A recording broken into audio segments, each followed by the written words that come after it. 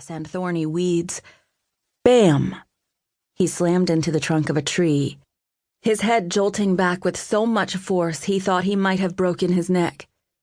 Seconds passed before he lifted his head, relieved to be away from the smoky wreckage at the top of the hill. He looked the other way. Had he rolled another 5 feet down the slope, he would have disappeared off a steep embankment and into a gully. He lay still on grass and dirt, drinking in fresh, cool air as he stared back at the flames that still hissed and popped, sending sparks into the air. The smell of gas made him think of the driver. Was it too late for the driver to escape? On his belly, he clawed at the dirt, making his way back up the hill.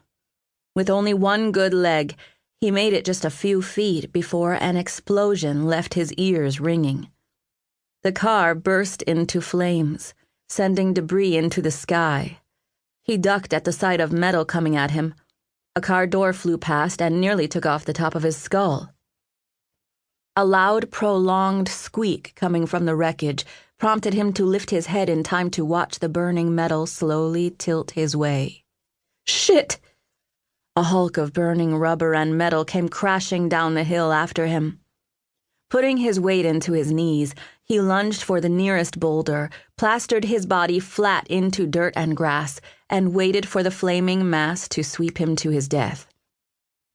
The earth rumbled beneath him. The air was hot, the smell haunting. A whoosh of movement stirred the air above as the mass swept overhead. Another explosion erupted, creating a wall of heat behind him. He pried his face from the dirt and looked down at the wreckage, now wrapped around the tree he'd left only moments ago. Whoever had been inside the car could not have survived.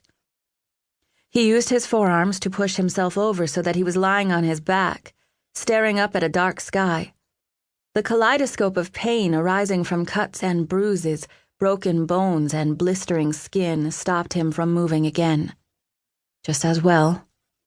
He needed to shut his eyes, if only for a moment, before he attempted to claw his way back up the hill. It felt good to close his eyes, even peaceful despite the fire burning a few feet away. A blaze that now sounded like the crackling flames you might hear coming from a fire pit at a campground. He wondered about the driver then. Was it a he or she? And why didn't he know?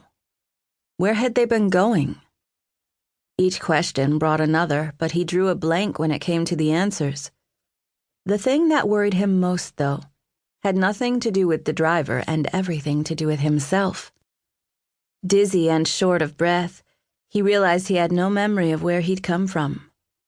He didn't know if he was single or married. No recollection of any children, friends, or family. Who was he? Chapter 1. Sacramento, California. Present day. Jessie Cole, private investigator, had been detained inside a small room at the Sacramento Police Department for 30 minutes now, as Detective Aaron Roth lectured her. Another police officer stood in the corner. She zeroed in on Detective Roth's mouth as he talked. It was a habit she couldn't seem to break. In grammar school, she'd had a friend who was deaf. Twice a week, Jessie had attended speech reading class with her, not only for fun, but because they were inseparable. She also knew American Sign Language, ASL. In 8th grade, her friend had moved away, but Jessie never lost her ability to read lips or sign. In his mid-40s, Aaron Roth was 5'11" and had a cleanly shaved head and a thick mustache. As he rambled on, lecturing, reading her rights, she thought about the first time she'd met the detective 10 years ago. The eagerness she remembered seeing in his eyes appeared to have been replaced with annoyance and resentment. "Did you hear a word I just said?" he asked. "Yes." His brows drew together. "And?" Although his mustache covered half his upper lip, she could still see that his lips were pale. Redness in color was said to indicate better cardiorespiratory fitness, but also meant a higher estrogen level. She couldn't remember where she'd read that useless tidbit, but it had something to do with being able to distinguish male from female based solely on the lips. She glanced